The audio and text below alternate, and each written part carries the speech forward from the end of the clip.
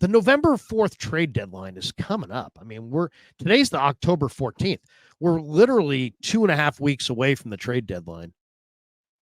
I just did a video on this today, the 10 guys that I think the Niners ought to take a look at.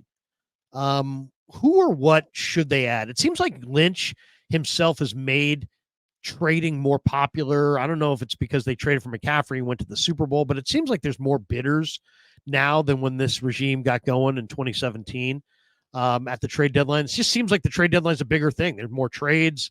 There's more rumors. What do you think? I mean, there's any number of things that teams like to wait because you never know in an injury-riddled sport like football where you're going to need help. So you don't want to make any trades until you absolutely kind of have the best gauge of the market and the schedule and your injury situation. What do you think the Niners should add? What do you think they will add between now and the trade deadline? Well, they could really use another linebacker, and they're awfully thin at running back. I mean, I guess Christian McCaffrey's coming back, but at a certain point, they're gonna be down to Patrick Taylor Jr. So if they could add like a running back on the cheap, if they could get a linebacker who's better than Devondre Campbell, how do you not do that? And then my question is, what's happening with Travarius Ward? He's hurt. He said he was playing the worst ball of his career. He doesn't seem happy. He's definitely not a fool. He knows he's a free agent next year. He knows he's probably not getting re-signed, that Lenoir is going to be the priority. And he doesn't seem particularly happy. So what are the Niners going to do there? Like, has he requested to trade privately? Are they going to bench him? Like, I'm curious to see what's happening with Travarius Ward because he's got a monetary grievance as well. He just doesn't talk about it. That's interesting. I didn't even know about that. He's not happy with his contract. Well, I would imagine he's not. I mean, every player that goes into their final year of their contract without an extension isn't happy. Brandon Ayuk flipped out. He wouldn't even practice. Travarius Ward practiced. He did everything right.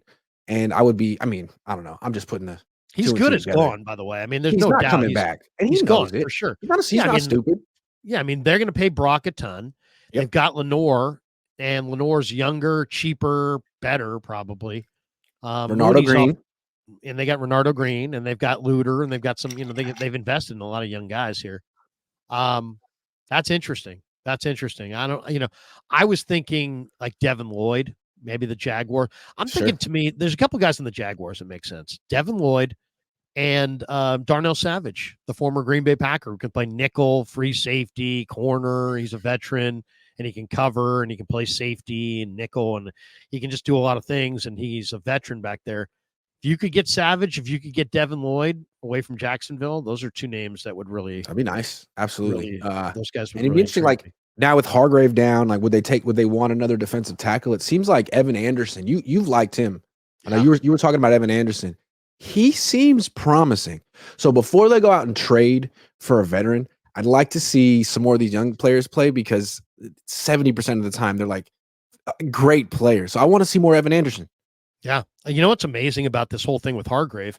They lost Hargrave, and they got better on defense against the run. Funny how that goes. He really may have been more of a liability against the run than, when you see the way this defense plays without him, when you see all the guys that had to be offloaded to acquire him, man, I think I could make a really compelling video or column or argument that the Niners going after Hargrave was probably, I was thrilled with it at the time, but it may be the worst decision of the regime because they really gutted their run defenders. They really gutted their depth. They added an interior player who made a ton of money. He doesn't really do a whole lot against the run. And man, last I checked, your interior guys need to do a lot against the run. I mean, I don't know. I wish they had kept Aziz. I wish they had kept Ebukam. I wish they'd kept Amenahue. They all had to go for Hargrave, and then Hargrave came in, and he was okay. He was all right, but he wasn't like, wow. I mean, I remember when that day that got announced, I was like, wait until, what will it be like to see Bosa and Hargrave on the same line? It was hardly, some life-altering combo. No, it's funny in retrospect. They traded Buckner away right before his prime, which was a mistake, and they did it so they could keep Armstead and Jimmy Ward. And then Jimmy Ward and Armstead weren't guys that they committed to long term. And then instead of having Buckner, they went out and got Hargrave and gave him more than they would have given Buckner. And it's funny, it's like all compounding an issue that was the initial problem of trading Buckner. Now, I mean, he's a little over the hill now too, but that was a bad move. Trading for Lance was a bad move.